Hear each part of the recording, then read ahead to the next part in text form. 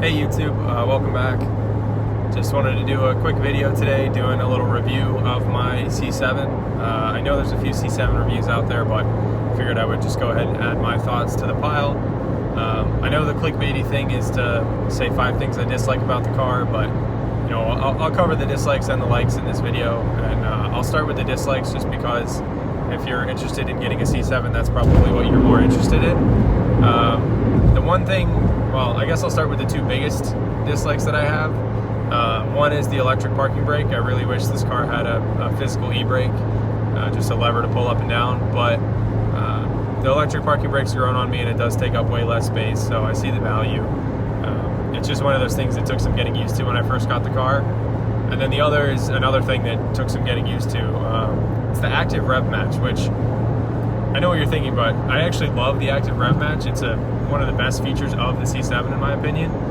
You really feel like a race car driver when you downshift, and it just sounds incredible. I've had friends drive my car and sat behind it, you know, as you get to a red light, and the sounds are just awesome. Even on a stock car, it sounds great.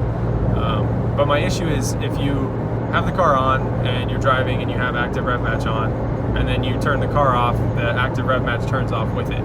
So, you know, in your head you might think you've got it on, but really it's off. And yeah, the dash lights up orange if you have it on and white if you don't, but when you first get the car, it can be a little, you know, you have to remember. And for me, I did a road rally with the car 3 weeks after I got the car, and I put 1,000 miles on it, but still, you know, hadn't really done any serious driving. And we would be driving, cruising along, and I'd have rev match on, and it would be all hunky-dory. And then we go to a gas stop, and I turn the car off to get gas, and then turn it back on and accelerate out of the gas station. And then I'd go to downshift to get onto the highway, you know, hit the on-ramp with some fun. And of course the active rev match isn't on, and so it's, you know, jerking back down into second gear, and it's never fun. So you make that mistake a couple of times, and you'll learn real quick that you need to turn on the active rev match. And now for me, it's just a habit every time I turn the car on. So, you know, not really an issue anymore. And I'm used to the electric parking brake too. So again, kind of a minor detail now. A few other dislikes. One of them is kind of obvious. I do wish the car had just 100 more horsepower. So I don't need a full Z06 power, but 100 more horsepower would be awesome. I'm probably going to boost it someday with a Pro Charger, and that'll solve that issue. And 99% of the time I drive, it's totally fine having 465, but that other 1%, it would be really nice to have a little extra oomph. But again, that's an easy fix, and we'll work on that down the road. The last thing I want to touch on is in terms of dislike is the wheels. Some of you may have heard about the class action lawsuit to GM regarding the C7 Grand Sport wheels. I actually work at GM, so I'm not joining that lawsuit. You know, don't crap where you eat. But yeah, there is a lawsuit on the wheels. I did have cracked wheels with my car. I think I went through 3 cracked wheels. One was because I hit something, so no issues there, but the other 2 just cracked in normal driving. So I ended up getting a set of forged wheels. I started with forged lines and ran those for about 12,000 miles, and ultimately one of those ended up cracking too. I think just from the abuse of Michigan roads and daily driving the car on 75 and massive amounts of construction every day. So I ended up getting another set of wheels from Signature Wheel. I'm sure you guys have heard of them. They make a lot of wheels for Corvettes, Camaros, BMWs, even Lamborghinis. And the guy who runs the company is a really nice guy, and you know, I've been happy with them so far. I've probably put 2,000 miles on them, maybe a little more. Did 1 rally, and they've held up great so far. No bends, no cracks, no nothing. So I've been happy with them so far. I'll keep you guys posted as time goes on. But you know, other than that, the car is pretty much perfect. I mean, the dash is awesome. Keeping it in track mode is you know, it's cool. The heads-up display is fantastic. I love that. The heated cooled seats are really nice. The seats are super supportive. Like I said, I'm driving from Detroit to Tampa, and I have no issues, you know, comfort-wise with this car. Just get in the car and go. That's why I love this car. I don't think, for the money, I don't think there's a more practical car that does perform as well as this car does. You know, it is a 465 horsepower coupe, rear-wheel drive, manual transmission, but at the same time, it's totally comfortable in eco mode and tour, and I've got tons of trunk space in the back for all my stuff that I'll need for the next 3 weeks. So you know, it really is just an all-around awesome car. And you know, I definitely recommend it if you're looking for something in this price range. I think Granite Sports for a good one are probably going around 50,000 right now for a low mile one.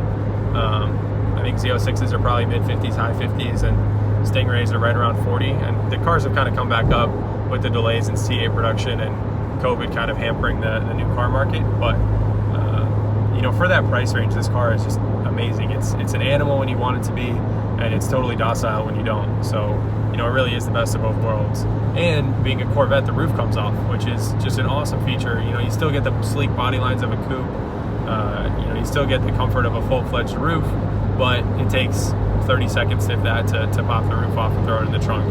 I think it maybe weighs like 7 pounds. It's just super awkward. So you gotta be, you know, you gotta have some space when you want to pop it off. But I've even taken it off at red lights or put it back on at red lights. I mean, it's that easy. It's just 3 latches and you're good. That is a good segue though. I am a part of a Corvette club that I wish I wasn't. I am a member of the Flying Roof Club.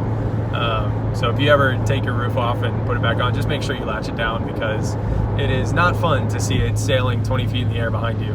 And luckily mine landed face up, so no real issues, still latches just fine, still seals tight.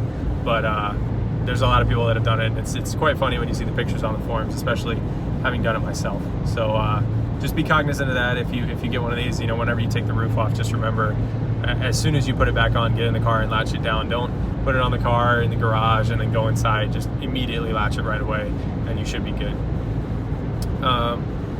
Maintenance wise, I haven't had any maintenance issues with the car. It's been great. Just changed the oil. I've changed the diff fluid twice, once as part of the break-in and then once at, I think, 25,000 miles, give or take. So, I mean, no real issues there. I've changed my brake pads once. I'm on my second set of new tires. I had one set of takeoffs that I put on for a little bit. But, you know, all in all, really just get in and drive. I mean, it's the gift that keeps on giving, and I love it. It's just been a great car. I can't say enough good things about it. If you are in the market for one, I would definitely recommend it. And yeah, I mean, that pretty much wraps up everything I have to say today. Just a couple warnings and about, you know, some of the stuff that could be an issue. But other than that, the car has been awesome. Got 35,660 miles on it. I'll probably hit 40,000 by the time I get back to Detroit. So definitely, you know, had my fair share of fun with the car. Probably going to keep driving this car until it no longer runs, and then at that point I'll just throw a Texas Speed 427 in it or something like that. You know, that's another beauty of Corvette. If something breaks, you can just replace it with something better. So yeah, I mean, all in all, nothing but good things to say about the car. If anybody's interested in one or wants to chat more, feel free to hit me up.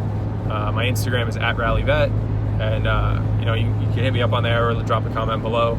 Otherwise, hope you guys have a great day. Like, comment, subscribe. Cheers.